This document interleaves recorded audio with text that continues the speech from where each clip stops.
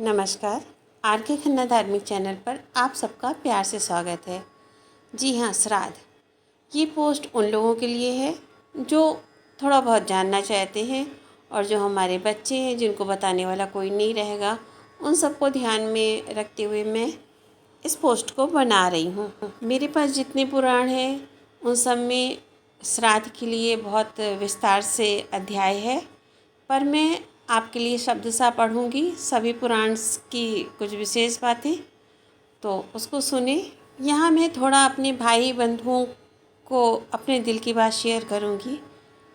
मेरे पास भी अक्ल नहीं थी, लेकिन प्रभु की कृपा से जब इतने पुराण पढ़ने का सौभाग्य प्राप्त हुआ तो इसको जाना, और मैं उन सब से भी कहना चाहूँगी और मैं अपने बच्चों से भी कहना चाहूँगी कि आप भले ही शादी ब्याह में कटौती कर लो, लेकिन अभी क्या होता है कि शादी ब्याह तो सीरियल्स वगैरह देख के बहुत अच्छे से हो रहा है। बहुत अच्छी बात है, अच्छे से करना चाहिए, लेकिन श्राद्ध को बढ़ा चढ़ा के नहीं करना चाहिए, पर श्रद्धापूर्वक करना चाहिए। तब तो आप जो है आर्य समाज ढंग से कर लेते हैं और उसके बाद फिर तेरह ही करते हैं। भाई एक को लेके चलो ना, या तो आर्य समाज को पकड़ लो या तो फिर सनातन को। दोनों तरफ क्या कर रहे हो? जब एक बार आप अशुद्ध हो तो भगवान ने भोजन कैसे कर लिया? हमारे यहाँ तो ऐसी मानता है। तो जब 13 दिन का हमारे यहाँ शौच माना जाता है तो भगवान भोजन कैसे करेंगे? और जब भगवान ने भोजन ही कर लिया तो फिर आप 13 ही किस बात की कर रहे हो? तो छोटे मुँह बड़ी बात है। हो सकता है कुछ लोग गाली भी दें, कोई बात नहीं, लेकिन जो अकल मेरे पास आई और मौका मिल रहा है तो मैं ज़रूर शेयर करना चाहूँगी अपने भाई बंधुओं को। बाकी करना तो सबको वैसे ही है। भाई छोटे छोटे परिवार हैं तो कोई बात नहीं, आप उसी में रह के सारे कार शादी ब्याह अच्छे से कर रहे तो उसी में ये भी करो। और दूसरा, पार्टी की तरह पनीर की सब्ज़ी बनने लगी। अभी पता नहीं उस समय पनीर नहीं हुआ करता होगा जब पुराण लिखे गए हैं, तो उसकी चर्चा कहीं मिलेगी कि नहीं पता नहीं। तो पनीर की सब्ज़ी अशुद्ध मानी जाता है। पनीर दूध फाड़ के बनता है तो वो बहुत ज़्यादा शुद्ध नहीं माना जाता है, मतलब शुद्ध माना ही नहीं जाता है। तो अब पनीर की सब्ज़ी बनाई जाने लगी है। श्राद्ध में ऐसी सब्जियां बननी चाहिए जो पुरानी अपनी चली आ रही है, कद्दू की सब्ज़ी, आलू की सब्ज़ी, क्योंकि पितर जो हैं वो वायु रूप हैं, तो वो वायु से ही भोजन प्राप्त करते हैं। तो खैर चलिए चलते हैं, जानते हैं पुराणों की बातें। मैं आपके लिए शब्दशः पढ़ूंगी मार्कंडेय पुराण से श्राद्ध कर्म का वर्णन। मदलसा बोली, बेटा, गृहस्थ के कर्म 3 प्रकार के हैं, नित्य, नैमित्तिक तथा नित्य नैमित्तिक। पुत्र, जन्म आदि के उपलक्ष्य में किए हुए कर्म को नैमित्तिक कहते हैं।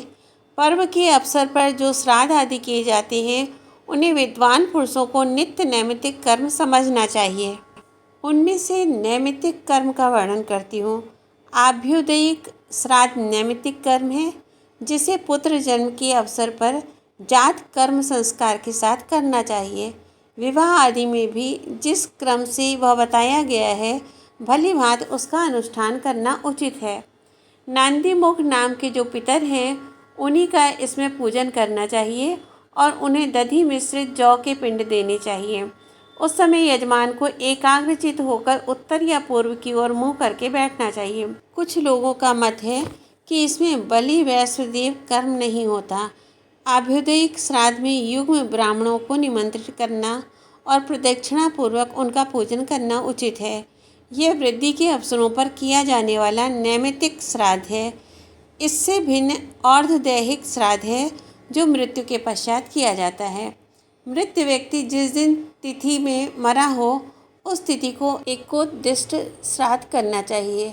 यह एकोद्दिष्ट श्राद्ध 1 वर्ष तक प्रति मास करना उचित है। वर्ष पूरा होने पर जब श्राद्ध किया जाए पहले सपिंडीकरण करना आवश्यक होता है, उसकी भी विधि बतलाई जाती है। यह सपिंडीकरण भी विश्व देवों की पूजा से रहित होता है। इसमें भी एक ही अर्घ और एक ही पवित्र का विधान है। अग्नौकरण और आवाहन की क्रिया इसमें भी नहीं होती। इसमें अपसभ्य होकर अयुग्म ब्राह्मणों को भोजन कराना चाहिए। इसमें जो विशेष क्रिया है उसे बतलाती हूँ, एकाग्रचित्त से सुनो। इसमें तिल, चंदन और जल से युक्त 4 पात्र होते हैं। उनमें से 3 तो पितरों के लिए और 1 प्रेत के लिए होता है। प्रेत के पात्र और अर्घ को लेकर ये सामानः समनसः पितरो यमराजे इत्यादि मंत्र का जप करते हुए पितरों के तीनों पात्रों में सींचना चाहिए। शेषकार पूर्वत करना चाहिए। स्त्रियों के लिए भी ऐसा ही एकोदिष्ट विधान है। यदि पुत्र ना हो तो स्त्रियों का सपिंडीकरण नहीं होता। पुरुषों को उचित है कि वे स्त्रियों के लिए भी प्रतिवर्ष उनकी मृत्यु तिथि को विधिपूर्वक एकोदिष्ट श्राद्ध करें। उनके लिए भी पुरुषों के समान ही विधान है। पुत्र के अभाव में सपिंड, सपिंड के अभाव में सहोदक, उनके भी अभाव में माता के सपिंड और सहोदक इस विधि को पूर्ण करें। जिसके कोई पुत्र नहीं है उसका श्राद्ध उसके दौहित्र कर सकते हैं। पुत्री के पुत्र नाना का नैमित्तिक श्राद्ध करने के भी अधिकारी हैं। कोई भी ना हो तो स्त्रियां ही अपने पतियों का मंत्रोच्चारण किए बिना श्राद्ध कर सकती हैं। वे भी ना हो तो राजा अपने कुटुंबी मनुष्य अथवा मृतक के सजातीय मनुष्यों द्वारा दाह आदि संपूर्ण क्रियाएं पूर्ण करावे, क्योंकि राजा सब वर्णों का बंधु होता है। अब बात करते हैं कि श्राद्ध किस समय करना चाहिए। तो ये पाठ कर रही हूँ मैं नारद पुराण से। तदंतर प्रातःकाल उठकर सवेरे का नित्य कर्म समाप्त करके विद्वान पुरुष कुतुब काल में श्राद्ध प्रारंभ करे। दिन के 8वें मुहूर्त में जब सूर्य का तेज कुछ मंद हो जाता है उस समय को कुतुब काल कहते हैं। उसमें पितरों की तृप्ति के लिए दिया हुआ दान अक्षय होता है। ब्रह्मा जी ने पितरों को अपराह्न काल ही दिया है। मुनिश्रेष्ठ, विभिन्न द्रव्यों के साथ जो कव्य असमय में पितरों के लिए दिया जाता है उसे राक्षस का भाग समझना चाहिए। वह पितरों के पास नहीं पहुंच पाता है। सायंकाल में दिया हुआ कव्य राक्षस का भाग हो जाता है। उसे देने वाला नरक में पड़ता है और उसको भोजन करने वाला भी नरकगामी होता है। ब्राह्मण, यदि निधन तिथि का मान पहले दिन 1 दंड ही हो और दूसरे दिन वह अपराह्न तक व्याप्त हो तो विद्वान पुरुष को दूसरे ही दिन श्राद्ध करना चाहिए। किंतु मृत्यु तिथि यदि दोनों दिन अपराह्न काल में व्याप्त हो तो 6 पक्ष में पूर्व तिथि को श्राद्ध में ग्रहण करना चाहिए और वृद्धि पक्ष में पर तिथि को। यदि पहले दिन 6 तिथि 4 घड़ी हो और दूसरे दिन वह सायंकाल तक व्याप्त हो तो श्राद्ध के लिए दूसरे दिन वाली तिथि ही उत्तम मानी गई है। ब्राह्मणों के पैर धोकर उन्हें आचमन करावे और नियत आसन पर बैठाकर भगवान विष्णु का स्मरण करते हुए उनकी विधि पूर्वक पूजा करें। आइए अब जानते हैं कि कैसे ब्राह्मण को बुलाना चाहिए। नारद पुराण से ही श्राद्ध में वेद के ज्ञाता और वैष्णव ब्राह्मण को नियुक्त करना चाहिए, जो अपने वर्ण और आश्रम धर्म के पालन में तत्पर, परम शांत, उत्पन्न कुल में उत्पन्न, राग द्वेष से रहित, पुराणों के अर्थ ज्ञान में निपुण, सब प्राणियों पर दया करने वाला, देव पूजा परायण, स्मृतियों का तत्व जानने में कुशल, वेदांत तत्व का ज्ञाता, संपूर्ण लोगों के हित में संलग्न, कृतज्ञ, उत्तम गुणयुक्त, गुरुजनों की सेवा में तत्पर तथा उत्तम शास्त्र वचनों द्वारा धर्म का उपदेश करने वाला हो, उसे श्राद्ध में निमंत्रित करें।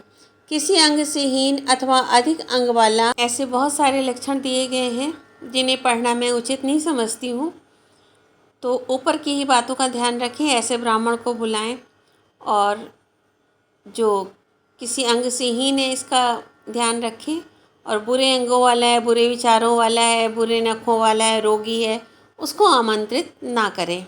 पद्म पुराण सृष्टि खंड। कुश, उड़द, साठी धान का चावल, गाय का दूध, मधु, गाय का घी, सांवा, अगहनी का चावल, जौ, तीना का चावल, मूंग, गन्ना, सफ़ेद फूल, ये सब वस्तुएं पितरों को सदा प्रिय हैं। अब ऐसे पदार्थ बताता हूँ जो श्राद्ध में सर्वदा वर्जित हैं। मसूर, सन, मटर, राजमाश, कुल्थी, कमल, बिल्व, मदार, धतूरा, पारी, भद्राट, रूसक, भेड़ बकरी का दूध, कोदो, दार वरट, कैथ, महुआ और अलसी, ये सब निषिद्ध है। अपनी उन्नति चाहने वाले पुरुष को श्राद्ध में इन वस्तुओं का उपयोग नहीं करना चाहिए। जो भक्ति भाव से पितरों को प्रसन्न करता है उसे पितर भी संतुष्ट करते हैं।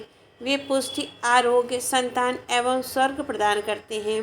पितृकार देवकार से भी बढ़कर है, अतः देवताओं को तृप्त करने से पहले पितरों को ही संतुष्ट करना श्रेष्ठ माना गया है। कारण पितृगण शीघ्र ही प्रसन्न हो जाते हैं, सदा प्रिय वचन बोलते हैं, भक्तों पर प्रेम रखते हैं और उन्हें सुख देते हैं। पितर पर्वों के देवता हैं तथा प्रत्येक पर्व पर पितरों का पूजन करना उचित है। हविष्यमान संज्ञक पितरों के अधिपति सूर्यदेव ही श्राद्ध के देवता माने जाते हैं। ये बातें भीष्म जी के पूछने पर पुलस्त्य जी भीष्म जी को बता रहे हैं। सामर्थ्यशाली पुरुष भी देव कार्य में 2 और पितृ कार्य में 3 ब्राह्मणों को ही भोजन कराए अथवा दोनों श्राद्धों में एक एक ब्राह्मण को ही जिमाए। विद्वान पुरुष को श्राद्ध में अधिक विस्तार नहीं करना चाहिए। बातें बहुत हैं, पर मैं यहाँ उन्हीं बातों को बता रही हूँ जो गृहस्थ को जानना चाहिए। बाकी पूजा तो पंडित अपने हिसाब से कराएंगे, तो उसको मैं नहीं कर रही हूँ कि जनेऊ किस कंधे पे हो, ये सब तो ब्राह्मण करा देंगे। गृहस्थ को क्या क्या जानना चाहिए उसकी चर्चा मैं कर रही हूँ। एक बार फिर मार्कंडेय पुराण से। मदरसा कहती है, बेटा भक्तिपूर्वक लाई हुई कौन सी वस्तु पितरों को प्रिय है और कौन वस्तु अप्रिय, इस बात का वर्णन करती हूँ, सुनो। हविष्यान से पितरों को 1 मास तक तृप्ति बनी रहती है। गाय का दूध अथवा उसमें बनी हुई खीर उन्हें 1 वर्ष तक तृप्त रखती है। जिस कन्या का विवाह गौरी अवस्था में हुआ है उससे उत्पन्न पुत्र से और गाय के श्राद्ध से पितर अनंत काल तक तृप्त रहते हैं, इसमें तनिक भी संदेह नहीं है। अन्नों में श्यामाक, सावा, राजश्यामाक, प्रसातिका, निवार और पौष्कल ये पितरों को तृप्त करने वाले हैं। जौ, धान, गेहूँ, तिल, मूंग, सरसों, कंगनी, कोदो और मटर ये बहुत ही उत्तम हैं। मकई, काला उड़द, विप्रूसी और मसूर ये श्राद्ध कर्म में निंदित माने गए हैं। लहसुन, गाजर, प्याज, मूली, सत्तू, रस और वर्ण से हीन अन्यान्य वस्तुएं, गांधारिक, लौकी, खारा नमक, लाल गोंद भोजन के साथ पृथक नमक ये श्राद्ध में वर्जित हैं। मृगी, भेड़, ऊँटनी, घोड़ी आदि, भैंस और चावरी गाय का दूध श्राद्ध में निषिद्ध है। हाल की ब्याई हुई गौ का भी 10 दिन के भीतर का दूध वर्जित है।